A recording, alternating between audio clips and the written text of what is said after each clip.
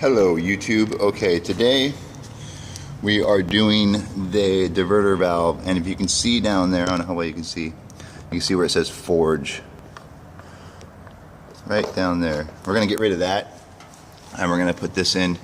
This is the Kaiser, what was it? It's the 710N. I guess it's supposed to be out of a RS6 or RS5. It holds more boost pressure. The only reason I'm getting rid of the forge is because it's mechanical, has a spring. I've only had it on here for about a week. It doesn't really make any sound. I mean, it's pretty much stock car, so I'll show you how to go ahead and put one of those in. It's very simple. First off, we're gonna go ahead and jack up the passenger side of the car high enough to get the belly pan off. All right, now that the car has been lifted and secured properly for safety, we're gonna go ahead and remove the belly pan. I like to use a stubby because there's a couple of bolts that in here, the tire might get in the way, but you don't have to turn the tire, you can get it out. And then once we get this off, I'll show you the next step of removing the diverter valve. All right, now that we've got the belly pan off and we're underneath the car, you can see the diverter valve here. Let me show you what I'm on the outside of the car here. Just look up underneath. It's right behind the radiator, right above too. This is the forge. Usually, this clamp right here,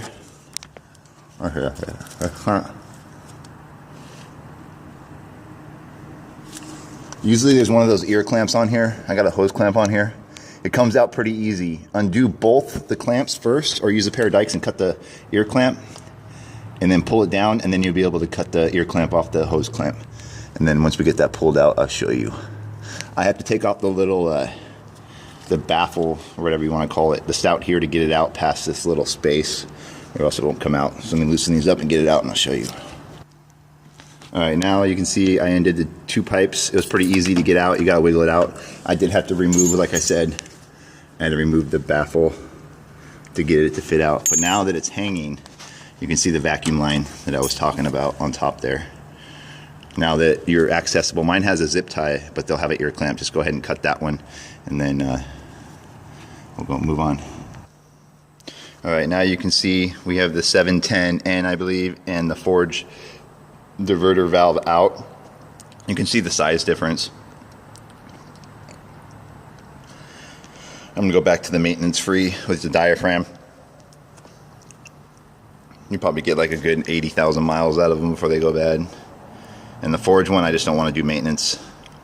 All right, so we'll get it put back in the car. All right, there it is.